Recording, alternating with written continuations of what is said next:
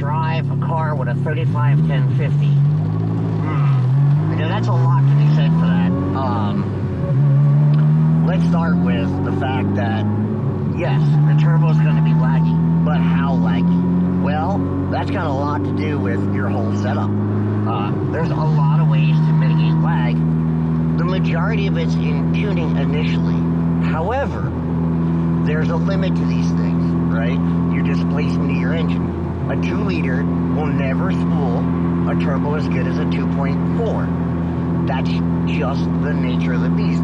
That's why there's a saying, there's no replacement for displacement. But peak power output between a 2.4 and a 2-liter isn't a ginormous difference, because it all depends on how you're going to get that power. Now, spool, again, yes, is improved. Compression ratio, not so much. You're talking minimalistic gains by jumping into higher compression.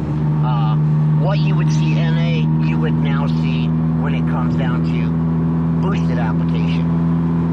The G351050 is a very large turbo in relevant terms to the size of this engine. It is compared to, well, let me say this comparatively, racing-wise, it's not. But comparatively to the fact of what a stock head flows, yeah, that's huge. You sure as hell would not put this turbo on the D-Series, would you? Like a D16 or D17? No way in hell, because it will never work on this without something crazy like gobs of nitrous on something like that. So this is why, now yes, these cars do make great power, but you need to look at how much power per pound of boost they make. Now, a stock head versus a ported one, done correctly with the right trimmings, you are literally talking on this turbo 100 plus wheel horsepower. That's if you can even get it to spool on a stock head. Like, if you can even get it to come up onto boost. I've seen it where guys try to do things like do a G3770 and they put a 101 exhaust housing on it, and it won't make but like 18 pounds of boost at most on a stock head, stock cams. Cams do help some, but only in the very high RPM. They're not going to help you spool a turbo better. So that literally leaves you to one route, porting the cylinder head. A standard port job is good for at least, on typical turbos, 500 RPM improvement. Now, if you have something small, and I mean small like an MHI, you're not going to see a 500 RPM improvement because you're displacement limited. You are not actually turbo, like airflow, I mean, you're displacement limited to what it needs to light off that turbo. Now, whereas when you have something like this, it's a little different, because once you get up to a certain amount of RPM, about, I want to say 3,500 to 4,000 RPM, now you start getting to a choke point, or the head is actually choking down the engine. That is your starting choke point on this engine. So, what does it take to spool a 351050? Can you do it on stock cams? Yes, you can, but you absolutely should use a ported head, because otherwise you're not going to get any boost until maybe 6,500. And then what good is that? Like, you can't drive that. That's not drivable. That's not street user at all.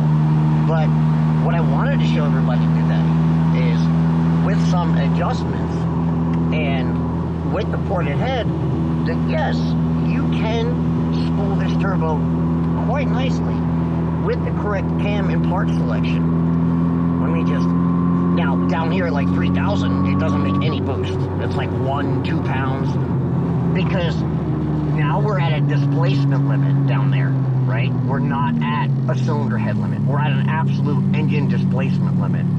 So there's a few ways you can offset displacement. Let me just give a little, let me see if it'll.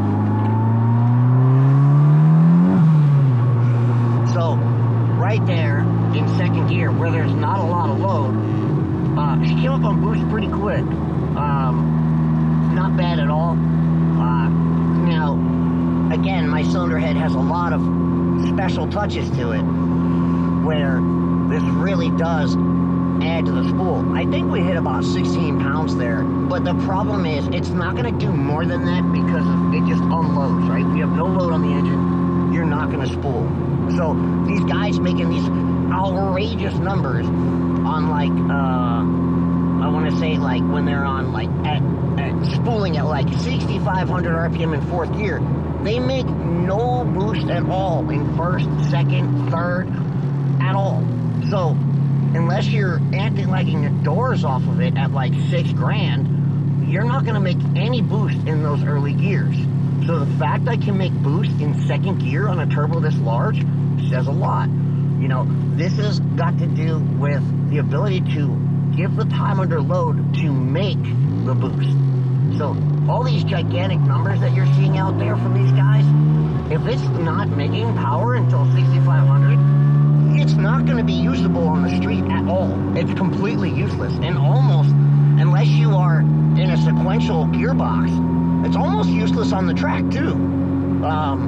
It's going to be extremely difficult to drive a turbo that does not make boost until 6,500 on a drag strip and get out the hole and make any power without destroying parts.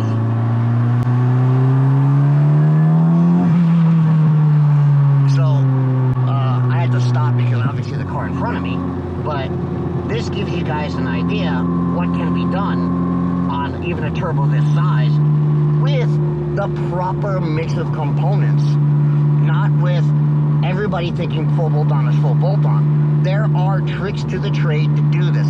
This is what makes a car fast on the street, not 10 more horsepower on a dyno, all right? It's 15 to 30 more horsepower, 400 RPM later, and spooling the turbo 300, 400 RPM earlier than everyone else. That's going to make you faster. That's going to give you a better 60 to 130. That's what's really going to get the car going. I'm just so lazy down below $3,000 over here. But that is what it takes to spool a big turbo. And I'm back at the house, so I figured I'd just do a little short on this, show you guys, and guys, maybe some gals in there. I'm sure there's some women in there that are out there. So please excuse the mess. I'm doing some revamping around here. So, all right, guys and ladies, I'll see y'all later.